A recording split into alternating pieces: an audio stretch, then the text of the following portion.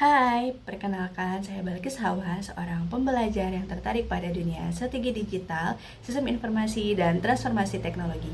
Di video kali ini, kita akan belajar bersama bagaimana strategi digital seharusnya dibangun melalui studi kasus PT Aplikasi Nusa Lintas Arta dan Indosat Ooredoo Hutchison. Kita akan melihat bagaimana sebuah visi bisnis diterjemahkan menjadi strategi teknologi, mulai dari integrasi data, pengembangan AI, hingga penyusunan roadmap transformasi digital.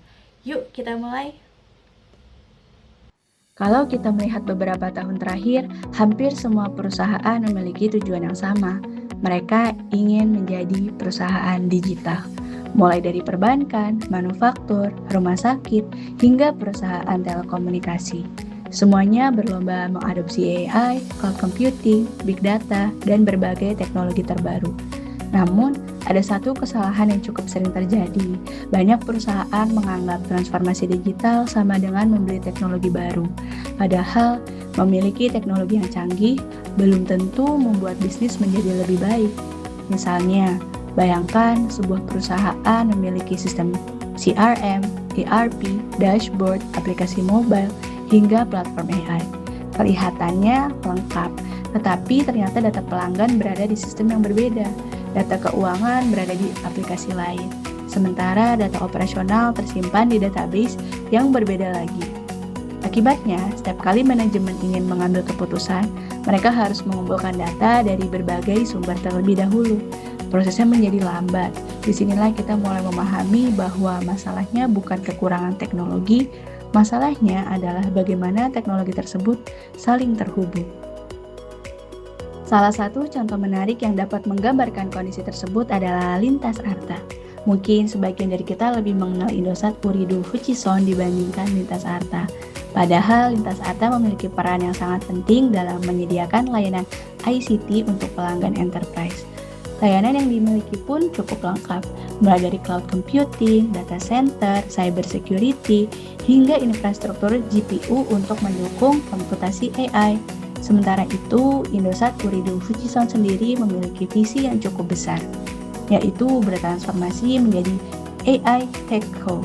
Artinya, Indosat tidak lagi hanya ingin dikenal sebagai operator telekomunikasi, tetapi juga sebagai perusahaan teknologi yang menghadirkan solusi berbasis AI. Nah, visi sebesar ini tentu membutuhkan fondasi teknologi yang kuat, dan disinilah Lintas Arta mengambil peran penting. Kalau melihat dari luar, sebenarnya Lintas Arta ini sudah memiliki modal yang sangat kuat.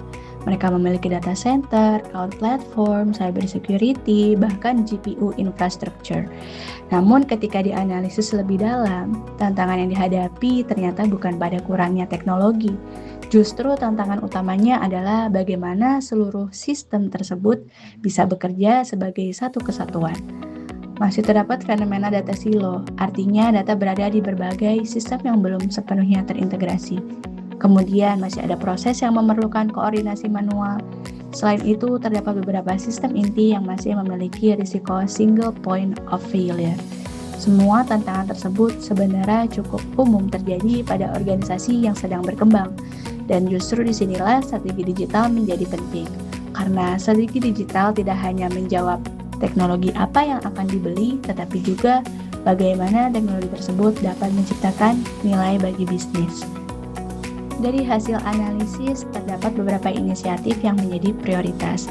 Yang pertama adalah membangun enterprise data platform. Tujuannya sederhana, menyatukan data dari berbagai sistem agar perusahaan memiliki satu sumber data yang dapat dipercaya. Selanjutnya adalah membangun enterprise API platform. Platform ini berfungsi menghubungkan berbagai aplikasi sehingga proses bisnis dapat berjalan lebih otomatis. Kemudian, selanjutnya ada Executive Dashboard.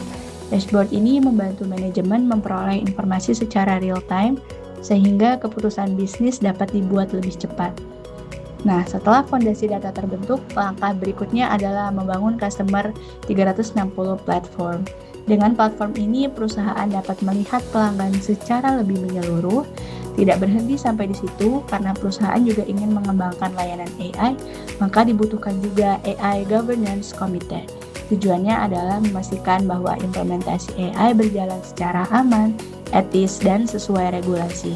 Dan yang terakhir adalah memperkuat infrastruktur AI melalui ekspansi GPU cluster. Semua inisiatif tersebut bukan berdiri sendiri, melainkan saling mendukung satu sama lain. Yang menarik, strategi ini tidak dilakukan sekaligus, tetapi dibagi menjadi 3 tahapan. Pada tahun pertama, fokus utamanya adalah membangun fondasi, mulai dari integrasi data, API platform, dashboard, hingga pembentukan AI governance. Setelah fondasi tersebut kuat, barulah perusahaan masuk ke tahap kedua, yaitu memperkuat layanan enterprise melalui Customer 360, pengembangan talenta AI, dan ekspansi GPU cluster.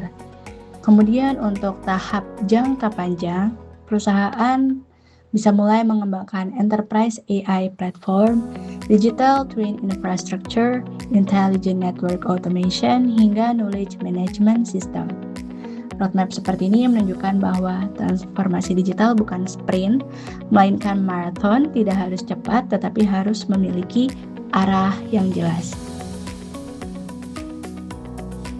Dari studi kasus lintas arta, ada satu pelajaran yang cukup penting nih.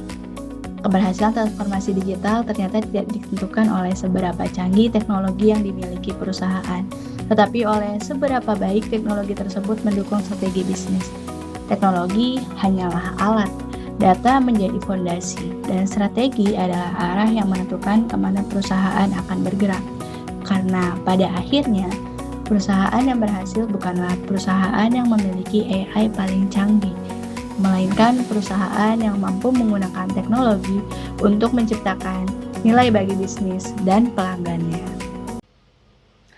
Gimana nih tadi videonya teman-teman? Semoga video ini dapat menambah wawasan dan menjadi inspirasi dalam melihat transformasi digital dari perspektif yang lebih strategis. Terima kasih sudah menonton dan sampai bertemu di video berikutnya.